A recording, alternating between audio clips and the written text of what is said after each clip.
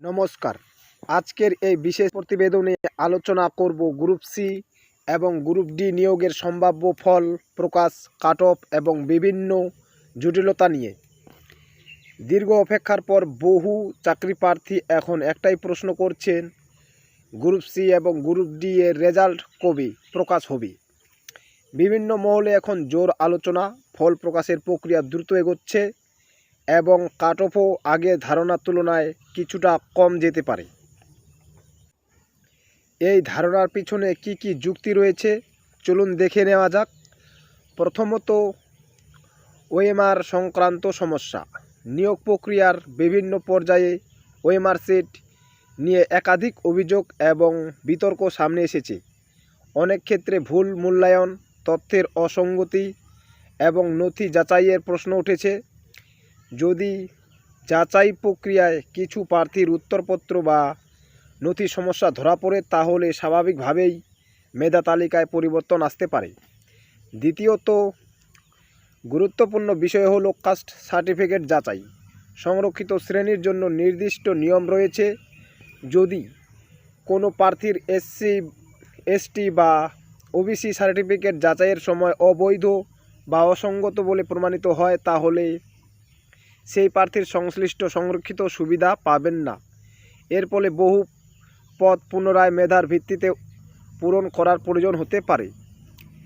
চাকরি প্রার্থীদের একাংশের মতে এই কারণে প্রতিযোগিতার প্রকৃত সংখ্যা কিছুটা কমতে পারে, ফলে কাট অফ নম্বরও তুলনামূলকভাবে নিচে নামার সম্ভাবনা তৈরি হতে পারে।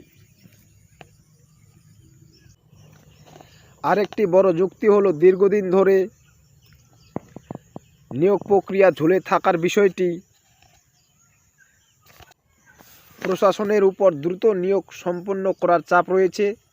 আদালতের বিভিন্ন পর্যায়ে মামলাও ধীরে ধীরে নিষ্পত্তির পথে এগোলে ফল প্রকাশের পথ আরও পরিষ্কার হতে পারে।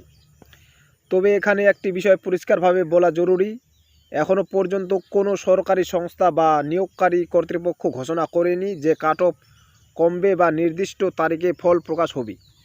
এগুলি বিভিন্ন চাকরি প্রার্থী এবং পর্যবেক্ষকদের বিশ্লেষণ ও অনুমান মাত্র।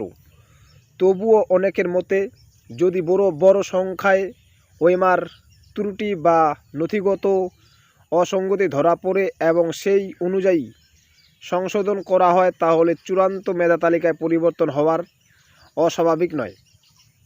একইভাবে সংরক্ষিত শ্রেণীর নথি যাচাইয়ে অনিয়ম ধরা পড়লে নতুন করে মেধা তালিকা সাজানোর প্রয়োজনও হতে পারে। এই সমস্ত কারণ মিলিয়ে চাকরি প্রার্থীদের মধ্যে আশাবাদ তৈরি হয়েছে যে বহুদিনের অপেক্ষার অবসান ঘটিয়ে গ্রুপ সি এবং গ্রুপ ডি এর ফলাফল প্রকাশের দিকে প্রশাসন দ্রুত এগোতে পারে। তবে মনে রাখতে হবে, চাকরির ক্ষেত্রে চূড়ান্ত সত্য একটাই, সরকারি বিজ্ঞপ্তি।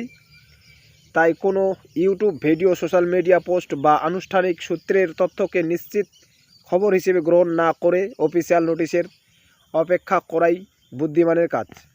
ফল প্রকাশ, কাট অফ এবং নিয়োগ প্রক্রিয়া সংক্রান্ত নতুন কোনো সরকারি আপডেট এলেই তা চাকরি প্রার্থীদের সামনে তুলে ধরা হবে। ধন্যবাদ।